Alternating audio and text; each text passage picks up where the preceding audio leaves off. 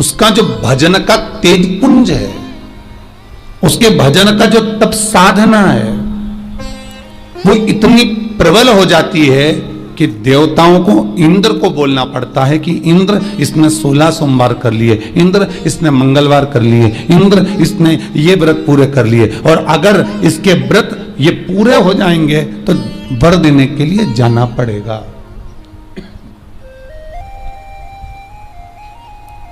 अगर इसके व्रत पूरे हो गए तो आशीर्वाद देने के लिए जाना पड़ेगा। इसके व्रतों को खंडित कर दिया जाए।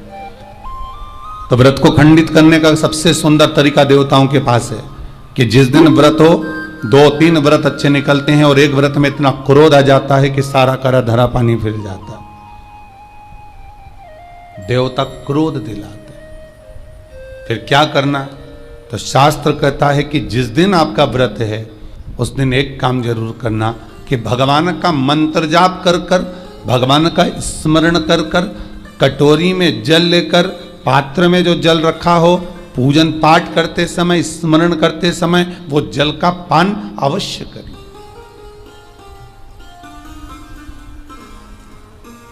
उस जल का पान अवश्य करें, उस जल को अवश्य।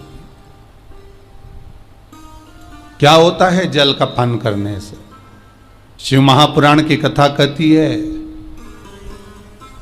चाहे आप हनुमान चालीसा पढ़ें, चाहे आप राम रक्षा स्तोत्र पढ़ें, चाहे आप देवी कवच करें, चाहे आपकी मर्जी पड़े, जो पाठ पूजन करें, बस एक निवेदन है, पूजन पाठ करते समय एक कटोरी में, तांबे के कलश में, एक गिलास में जल अपने नजदीक में जरूर रखें।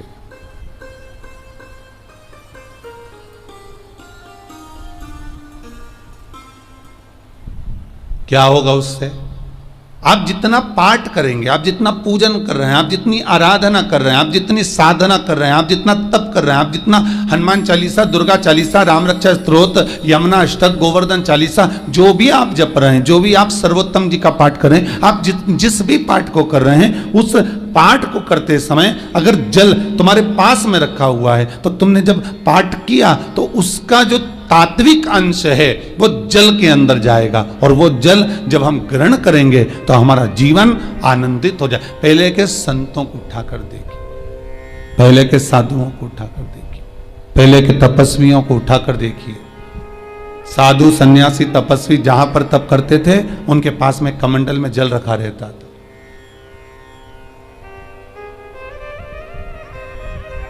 उनके कमंडल में जल होता था। उन्होंने कमंडल में से जल लिया, श्राप दे दिया, उन्होंने कमंडल में से जल लिया, आशीर्वाद दे दिया। तो कई शास्त्र, कई विद्वान कहते हैं कि उस सन्यासी का तप बल इतना प्रबल था कि उसके मुख से जो निकलता था वो हो जाता था। ध्यान देना, सन्यासी के तप बल से भी प्रबल था उसके कमंडल का जल, जिसको वो पठन करता था, तप करता था, साधना करता था, भजन करता था, कीर्तन करता था, तो जो जल उसके पास में रखा रहता था उसमें इतना पावर आ जाता था कि बस उसको छोड़ते ही वो श्राप लग जाता था।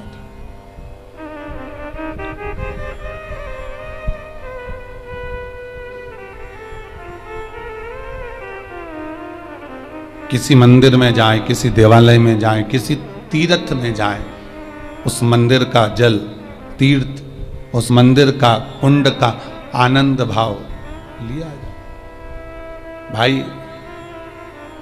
भारत की भूमि पर जितने मंदिर हैं, भारत की भूमि पर जितने तीर्थ हैं, सारी नदियां, कुंड, तालाब, छोटे छोटे सरोवर, बावड़ियां, ये सब मंदिर के पास में ही क्यों बनवाए गए?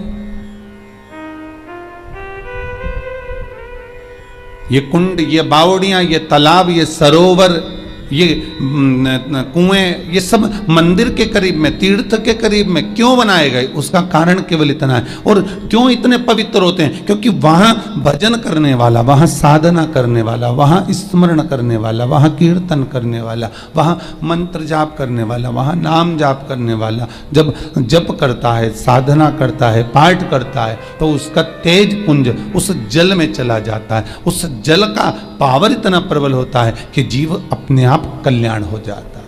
मात्र स्नान से, मात्र पूजन से, मात्र तर्पण से, मात्र आचमन से।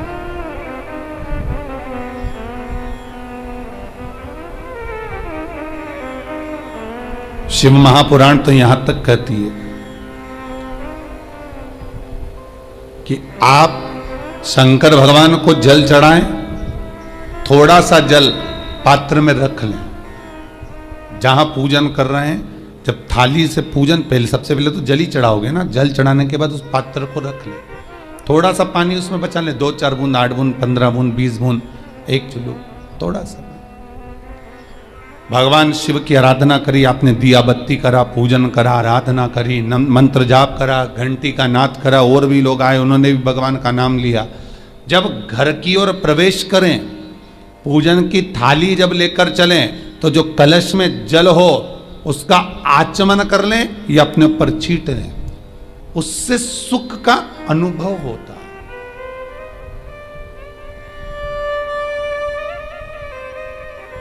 स्कंद पुराण कहती है मनुष्य के जीवन के दुख को समाप्त करने में जल की परिभाषा प्रबल है। फिर निवेदन करूंगा, कहीं जाकर मत रोइए, कहीं जाकर मत कहिए कि आपको तकलीफ क्या है। ना रिश्तेदारों से, ना नातेदारों से, ना कुटुंब से, ना कबीले से, ना अपनों से, किसी से नहीं कहना कि दुख क्या है। बस इतना करना कि किसी मंदिर में अगर पूजन करने जा रहे हो, आप जिस पाठ को कर रहे हो, जो पाठ आप करते हो, हमें ये भी नहीं कहना कि तुम शंकर का पाठ करो, हम तो ये भी नहीं कहेंगे कि शिव कवच करो, हम ये भी नहीं कहेंगे कि तुम हम बताएं वो वाला पाठ करो। तुम तो जो पाठ करते हो, तुम जो स्मरण करते हो, जो तुम मंत्र जाप करते हो, जो तुम नाम जाप करते हो, तुम्हारी मर्जी, तुम जो जपते हो, बस उस जप के समय पर कटोरी में, गिलास में, तांबे के पात्र में, पंचपात्र में जल हो, और उस जल का आचमन, उस जल का सींचन दुकान पर, घर पर रोज करना प्रारंभ कर दो। आधे से ज्यादा तुम्हारी तकलीफ, आधे से ज्यादा तुम्हारा कर्जा, आधे से ज्यादा तुम्हारा दुख तो भगवान यूं ही समाप्त कर देगा, यूं ही।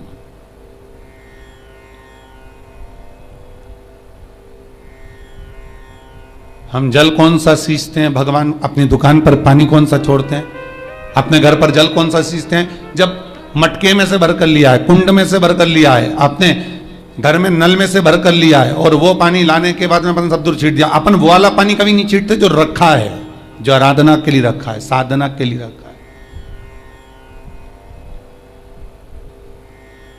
जो भगवत स्मरण के लिए रखा है, हमने वो नहीं छीटा। हम तो भरकर लाए और छीट दिया।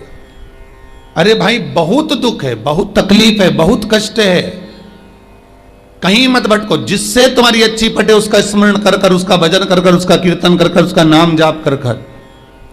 हम तो ये भी कहते हैं कि तुम जो भजन कर सकते हो, तुम जो स्मरण कर सकते हो, तुम्हारी चित्तवृत्ति में जो आता हो तुम वो करना। हम भी बताएं तो भी मत करना। तुम्हें अच्छा लगे तो करो, नहीं लगे तो तुम जो कर रहे हो बहुत अच्छा करो, तुम उसको जप।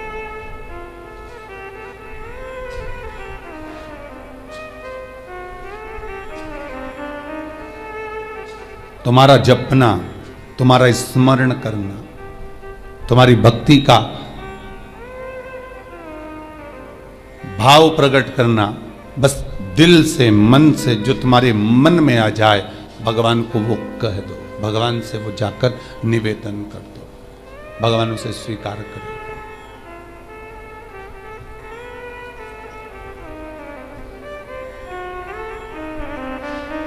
तीन, मृदा। मृदा मतलब मिट्टी, 3 जगह की, बहुत प्रबल होती है महाराज।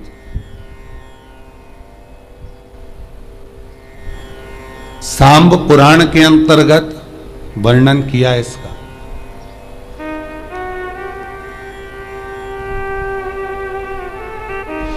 भगवान कृष्ण की धर्म पत्नी जामवंती का पुत्र सांब, जिस सांब को भगवान कृष्ण ने ही श्राप दे दिया था कि तेरी काया बेकार हो जाएगी, तुझे कुष्ठ रोग होगा। भगवान कृष्ण का श्राप था अपने पुत्र को।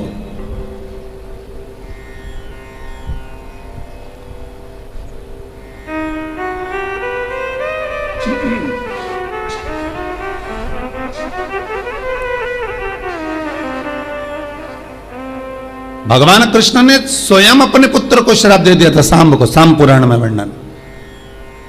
और भगवान कृष्ण के पुत्र जामवंती के पुत्र सांब ने फिर सूर्य की आराधना करी थी, सूर्य का स्मरण करा था।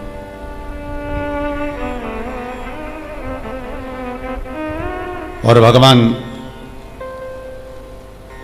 सूर्य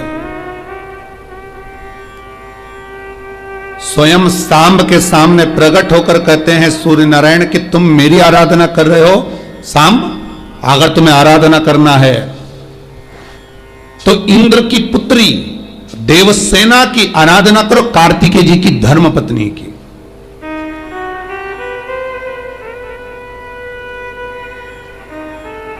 ये उत्तर भारत के जो लोग हैं ये पूजन करते हैं दीपावली के बाद में छठ की पूजा, छठी। बिहार साइड में, यूपी साइड में, इधर सबसे ज्यादा पूजन होती है छठ की। कौन सी माता है ये छठ? है कौन सी माता छठ? जितने लोग पूजन कर रहे हैं उनको भी ज्ञात नहीं है कि ये छठ की पूजन होती क्यों है, ये माता है कौन सी। ये छठ माता कोई दूसरी नहीं है, कार्तिकेय जी की धर्म पत्नी देवसेना है जिसकी पूजन होती है छठी के रूप में। उगता सूरज और डूबता सूरज का अर्घ होता है। सबसे पहली छठ पूजन किसने करी थी? भगवान कृष्ण के पुत्र सांब ने करी थी, सांब पुराण कहती है सबसे पहली छठ पूजन। क्योंकि सांब का शरीर बेकार हो गया था, भगवान कृष्ण की शरण में सांब पड़ गया। पिताजी आपने मुझे श्राप दिया है, क्योंकि गलत भाव हो गया था, गलत दृष्टि हो गई थी। पर पिताजी क्षमा कर दीजिए। पहले भी आपको कहा, फिर कहता हूं, माता पिता ये वो गुरु हैं जो क्रोध भी करते हैं तो नम्र भी होते हैं और आपके हित के लिए कहते हैं, दूसरे के लिए नहीं, आपका हित हो। माता पिता अपने खुद के हित की तो बात ही नहीं करते और उनको हित से मतलब भी नहीं रहता। उन्होंने तो तुम्हारे लिए करा जो कुछ करा, सब कुछ कमाया किसके लिए? तुम्हारे लिए। अब तुम्हारी मर्जी, तुम या तो जोड़ो या फिर छोड़ो, ये मन तुम्हारा है, ये वृत्ति तुम्हारी। भगवान कृष्ण के पास में जामवंती जी बैठी हुई थी तो सामने आकर कहा, पिताजी मुझसे गलती हो गई, बहुत बड़ी गलती, क्षमा कर दीजिए। भगवान कृष्ण ने कहा, तुम सूर्य की आराधना करो। सूर्य की आराधना करी तो सूर्य कहते हैं तुम इंद्र की पुत्री देवसेना की आराधना करो। और कार्तिकेय जी महाराज की धर्म पत्नी देवसेना की जब आराधना सांब ने करना प्रारंभ करी, सूर्य को उगते को और डूबते को जब नमन करना प्रारंभ करा, अर्घ देना प्रारंभ करा, जल में खड़े होकर सांब तप साधना में डूबा रहता, सूर्य का स्मरण करता, देवसेना का स्मरण करता, तो देवसेना वहां प्रकट हुई। देवसेना ने कहा, मैं भगवान की छठी कला हूं, मैं भगवान देवताओं की छठी कला हूं, इसलिए जगत में मैं छठी के नाम से पूजी जाऊंगी। और सुन ए सांब, तूने मेरी आराधना करी है, मृत्यु लोक में जो मेरी आराधना करेगा वो जगत का सारा सुख भोगेगा। और तू भी चिंता मत करना, तू भी सर्व सुख भोगेगा,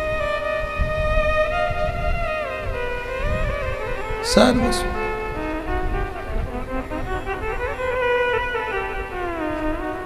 सर्वानंद। एक गलती असुरों से हो गई थी। मंथन के समय पर जब मंथन हुआ, समुद्र मंथन जब किया गया शेषनाग की नेति बनाकर मंदराचल की रई बनाकर जब मंथन प्रारंभ करा, उस मंथन में सबसे पहले अगर कुछ निकली थी तो गौ माता निकली। उस मंथन में 5 गाय निकली, नंदा, सुभद्रा, सुरभि, सुशीला, बहुला। 5 गाय मंथन के समय पर निकली। उन 5 गायों के निकलने के बाद फिर विष निकला, फिर विष निकला। अब पहले क्या निकली है, जम के बोलो जरा, गौ माता। और गौ माता के बाद में निकला है विष।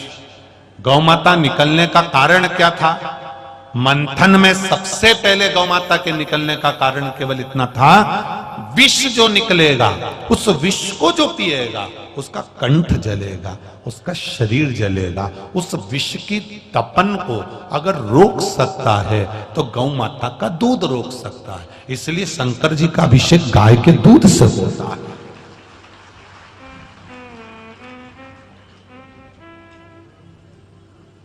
अब कोई कहे कि शंकर भगवान को 10 लीटर दूध चढ़ेगा, कोई कहे भगवान शंकर को 100 लीटर दूध चढ़ेगा, तो उनके हाथ जोड़ लेना और पांव पड़कर कहना, महाराज जी किसी पुराण में लिखा है कि शंकर जी को इतना ही दूध चढ़ेगा? यहां तो शिव महापुराण की कथा कहती है, आधी में पुनियात। अगर 1 लोटा जल है और आपने केवल 1 चम्मच भी दूध अगर भगवान शंकर को चढ़ा दिया तो शिव ने स्वीकार कर लिया।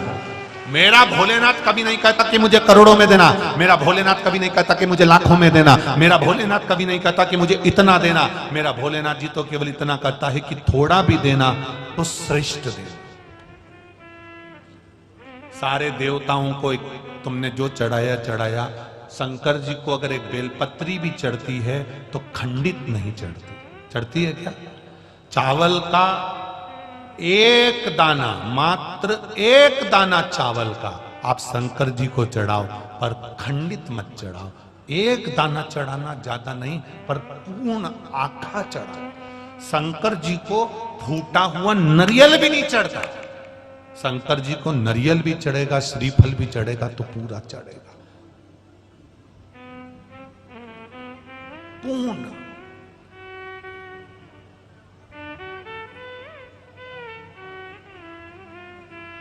पर कितना? शिवजी ने कहा कि मुझे इतना सारा चावल चढ़ाओ, शंकर भगवान ने कहा मुझे 1 किलो गेहूं चढ़ाओ। नहीं नहीं नहीं, मेरा भोलेनाथ कभी नहीं कहता कि मुझे इतना देना। भोलेनाथ जी तो कहता है तू दिल से देना।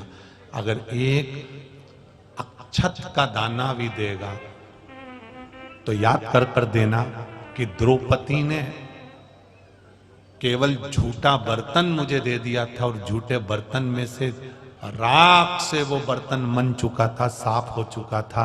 द्रौपदी कह रही थी मेरे पास में कुछ भी नहीं है। भगवान ने कहा मुझे दे तो बर्तन जरा, पात्र तो दे। द्रौपदी ने पात्र दिया। वो पात्र चारों तरफ से ऐसा था, ऊपर किन्नौर लगी हुई थी, जैसे आप क्या भगोनी होती है, तपेली होती है, उस पात्र में किन्नौर थी। उस किन्नौर में 1 चावल के दाने का आधा हिस्सा फंसा हुआ था और उस पर भी राख लगी हुई थी। भगवान द्वारिका। दोस्तों, अगर आपको ये वीडियो अच्छा लगा हो तो वीडियो को लाइक कर दीजिए। आप चैनल पर नए, चैनल को सब्सक्राइब करके बेल आइकन जरूर दबा दीजिए, जिससे